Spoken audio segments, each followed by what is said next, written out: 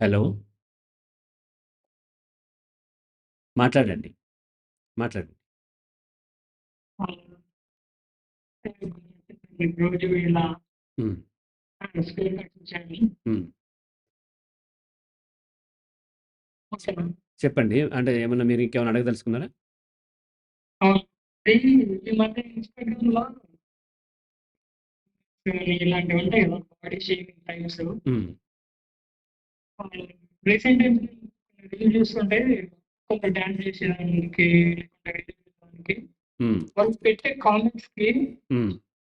Likes గాని decide ఒకళ్ళు బండగా బియ్యం బస్తాలా ఉండడం. హ్మ్. ఉండడం. హ్మ్. హెయిర్ తీసుకో తలకి మెడకి మెడ లేదు. హ్మ్.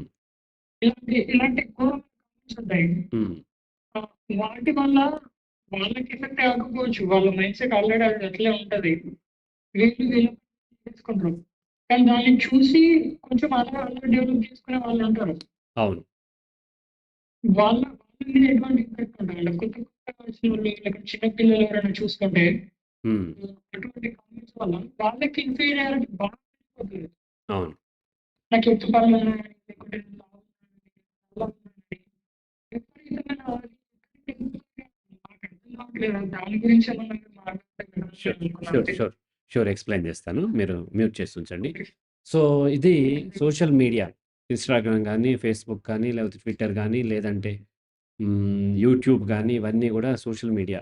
అంటే సామాన్యులే కంటెంట్ క్రియేటర్ అండ్ సామాన్యులే దాన్ని రిసీవర్ అండ్ వాళ్ళు కూడా కామెంట్ చేస్తూ ఉంటారు. అయితే టెక్నాలజీ అనేది సోషల్ మీడియా కూడా టెక్నాలజీ డెవలప్ అవ్వటం వల్ల మనకు అందుబాటులోకొచ్చింది. ఈవెన్ న్యూస్ పేపర్స్ అయినా, ఎలక్ట్రానిక్ మీడియా అయినా టెక్నాలజీనే.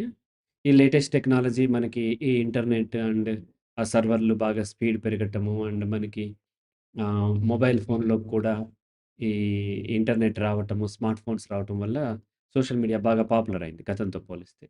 అయితే ఏ టెక్నాలజీ అయినా సరే, టెక్నాలజీకి 2 వైపులా పదునుండేటువంటి కత్తి లాంటిది.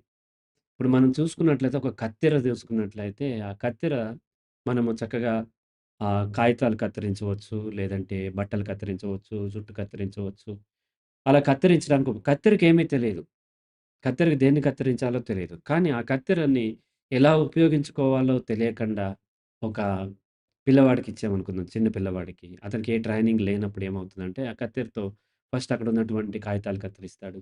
తర్వాత తన షర్ట్ కత్తిరిస్తాడు. తర్వాత అక్కడ తనకున్నటువంటి పెంపుడు పిల్లి ఉందనుకోండి, దాని జుట్టు కత్తిరిస్తాడు. తన జుట్టు కత్తిరించుకుంటాడు. తర్వాత తను ముక్కు కూడా కత్తిరించుకునే అవకాశం ఉంది. అలా ఓ టెక్నాలజీ అనేది మనం సరిగ్గా దాన్ని ట్రైన్ అయ్యి, దాని పరిధులు తెలుసుకొని మనం ఉపయోగించుకుంటే చాలా పాజిటివ్‌గా ఉపయోగపడుతుంది.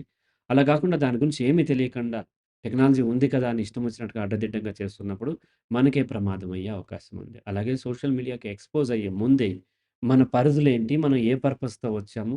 దాన్ని మాత్రమే మనం తెలుసుకోవాలి తప్ప అంతవరకే ఉపయోగించుకోవాలి తప్ప, ప్రతీదీ కరెక్ట్ చేయాలి. ప్రతీదీ ప్రతి ఒక్కరు కరెక్ట్‌గా ఉండాలి అని మనం ఎక్స్‌పెక్ట్ చేసినట్లయితే ఇబ్బందవుతూ ఉంటుంది. అవగాహన లేని వారికి పిల్లలకి సోషల్ మీడియా ఇవ్వొద్దు. లేదంటే సోషల్ మీడియా ఇచ్చేటప్పుడే వాళ్ళకి అవగాహన, ఆత్మస్థైర్యాన్ని పెంచాల్సిన అవసరం ఉంది. ఆ పిల్లవాళ్ళనే కాదు ప్రతి ఒక్కరిని కామెంట్ చేస్తారు. ఇంక్లూడింగ్ మీ. నన్ను గూడా చాలా దారుణమైనటువంటి కామెంట్స్ చేస్తూ ఉంటారు. పెద్ద పెద్ద వాళ్ళని కామెంట్ చేస్తూ ఉంటారు. పొలిటీషియన్స్ కామెంట్ చేస్తూ ఉంటారు. ప్రధానమంత్రిని కామెంట్ చేస్తూ ఉంటారు. ముఖ్యమంత్రిని, సైంటిస్ట్‌లని అందరిని కామెంట్ చేస్తూ ఉంటారు. ఎందుకంటే ఒక్కొక్కరు కాంటెక్స్ట్‌లో ఒక్కొక్కరు చూస్తూ ఉంటారు.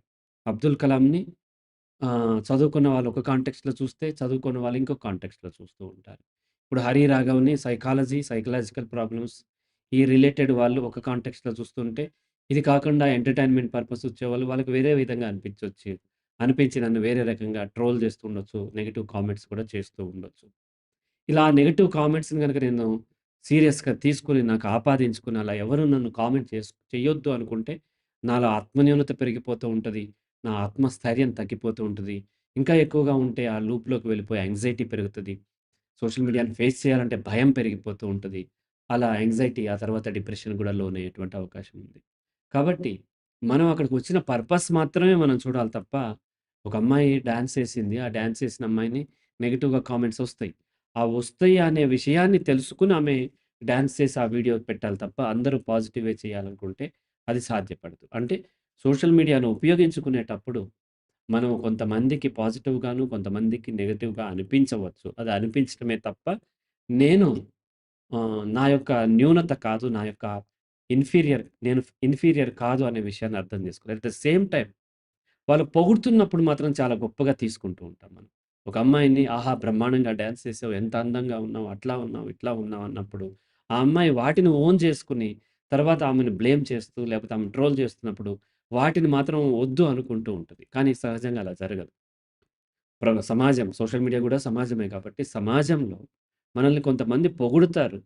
కొంతమంది తిడతారు. కొంతమంది కన్‌స్ట్రక్టివ్ క్రిటిసిజం చేస్తారు. నన్ను చాలామంది ఇలా చేశారు, అలా చేశారు, అలా చేయకుండా ఉంటే బావుంటది కదా సార్ మీరు. ఆ మాట మాట్లాడకుండా ఉంటే బావుంటది కదా సార్ అని వాళ్ళు నాకు సలహాలిస్తూ ఉంటారు. కొంతమంది ఆహ్, జెలసీతో గూడా నన్ను టార్గెట్ చేస్తూ ఉంటారు. కొంతమంది ఏం టైమ్ పాస్ కాకుండా చేస్తూ ఉండే అవకాశం ఉంది. వాటిని అర్థం చేసుకొని మనము కన్‌స్ట్రక్టివ్ క్రిటిసిజం ఏది జెలసీతో చేశారు, ఏది టైమ్ పాస్‌కి చేశారు అనే విషయాన్ని అర్థం చేసుకొని, దానికి తగ్గట్టుగా మనం రియాక్ట్ అవ్వాలి. మనలో పొరపాట్లుంటే వాటిని కరెక్ట్ చేసుకుంటానికి ఆ క్రిటిసిజం ఉపయోగపడుతూ ఉంటుంది. అలాగే కొంతమంది కావాలని పొగుడుతూ ఉంటారు. ఒక ఫీమేల్ డాన్స్ చేస్తే అనేక మంది మేలొచ్చి పొగుడుతారు. అదంతా నిజమైన పొగడ్త కాదు. తర్వాత ఒక్కొక్కసారి వాళ్ళని ఇబ్బంది పెట్టే అవకాశాలుంటాయి. అలా కొంతమంది నిజంగా వాళ్ళకి నచ్చి కూడా పొగుడుతూ ఉండొచ్చు. ఇలా రకరకాలుగా పాజిటివ్ కామెంట్స్, నెగెటివ్ కామెంట్స్ ఒస్తాయి. రెండిటిని ఈక్వల్‌గా తీసుకోవాలి. పాజిటివ్ వచ్చినప్పుడు మనం పొంగిపోకూడదు. నెగెటివ్ వచ్చినప్పుడు మనము కుంగిపోకుండా ఉన్నట్లయితే, ఆ యొక్క ఆత్మస్థైర్యాన్ని పెంచుకున్నట్లయితే సోషల్ మీడియాలో ఎవరు ఏ కామెంట్ చేసినా దాన్ని మనము పాజిటివ్‌గా హ్యాండిల్ చేసుకోగలుగుతాము. మన యొక్క కన్‌స్ట్రక్టివ్‌గా మన యొక్క ఎదుగుదలకు ఉపయోగించుకోగలుగుతాము. ఆ ఆత్మస్థైర్యాన్ని ప్రతి ఒక్కరిలోనూ పెంచాల్సిన అవసరం ఉంది. పెంచుకోవాల్సిన అవసరం ఉంది.